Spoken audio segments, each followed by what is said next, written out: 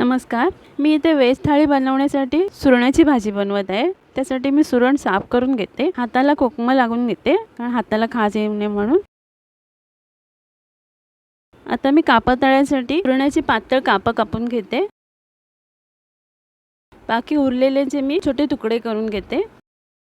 सुरण कापून झालेले आहे. आता एका भांड्यात घेऊन मी स्वच्छ धुवून घेते. आता कढईत मी सुरण घेऊन त्यात थोडंसं पाणी, 2 कोकम, थोडंसं मीठ घालून सुरण शिजवून घेते. सुरण शिजलेलं आहे. कोकम काढून घेते मी त्यातली. एका कढईत तेल घेऊन मी आलं लसूण बारीक चिरलेलं परतून घेते. त्यानंतर कांदा, कढीपत्ता घालून पुन्हा एकदा परतून घेते. थोडीशी कोथिंबीर घालते. त्यानंतर टोमॅटो घालून परतून घेते. थोडंसं मीठ घालते आणि झाकण लावून टोमॅटो शिजायला ठेवते. टोमॅटो शिजलेला आहे. त्यात हळद, मालवणी मसाला, गरम मसाला, थोडंसं पाणी घालून मसाला एकत्र शिजवून घेते. मसाला शिजलेला आहे.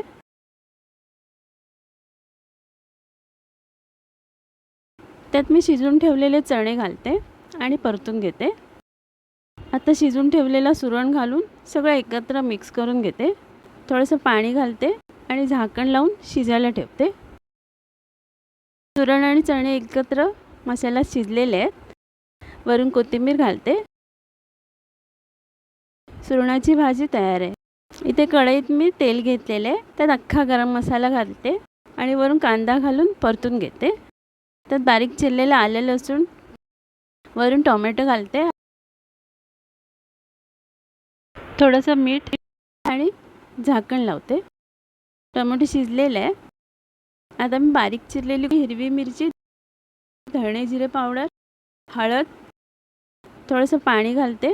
सगळं मिक्स करून घेते. थोडीशी लाल मिरची पावडर घालते. झाकण लावून मसाला शिजायला ठेवते. मसाला शिजलेला आहे. आता मी तुरीची डाळ आणि मुगाची डाळ शिजून घेतलेली कुकरमध्ये ती घालते आणि सगळं एकत्र करून थोडंसं पाणी घालून उकळायला ठेवते. चवीप्रमाणे मीठ घातलेलं आहे. तर मी कोथिंबीर आणि कसुरी मेथी घालते. डाळ तडका तयार आहे. एका भांड्यात मी तूप घेतलेलं आहे. त्यात 2 सुक्या मिरच्या, जिरं, लाल मिरची पावडर, कोथिंबीर घालून डाळीला फोडणी घालते. वरून डाळ तडका तयार आहे. सुरणाची कापं तळायला घेते. त्यासाठी कोकम, आगळ, लाल मिरची पावडर, हळद, मीठ, थोडंसं पाणी घालून पेस्ट करून घेते. सुरणाची कापांना लावून घेते. रवा घेतलेला आहे मी एका प्लेटमध्ये. तर सुरणाच्या कापांना रवा लावून घेते. एका पॅनमध्ये तेल घेऊन कापं मी भाजायला ठेवते. वरून झाकण लावून कापं शिजवून घेते. एका बाजूने कापं भाजलेले आहेत. आता मी दुसऱ्या बाजूने भाजून घेते. सुरणाची कापं तयार आहेत. इथे मी चवळीची भाजी बनवत आहे. त्यासाठी चवळीची भाजी साफ करून घेते आणि पाण्याने स्वच्छ धुवून घेते.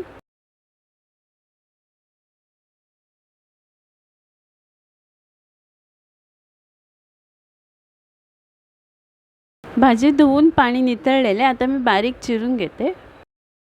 भाजी चिरून झालेली आहे. आता मी कढईत तेल घेऊन त्यात 2 हिरवी मिरची आणि 1 मोठा बारीक चिरलेला कांदा घालून परतून घेते. त्यात बारीक चिरलेली चवळीची भाजी घालून झाकण लावून भाजीला वाफ काढून घेते. भाजी शिजलेली आहे. त्यात मी आता खोबरं आणि चवीप्रमाणे मीठ घालते आणि मिक्स करून घेते. चवळीची भाजी तयार आहे.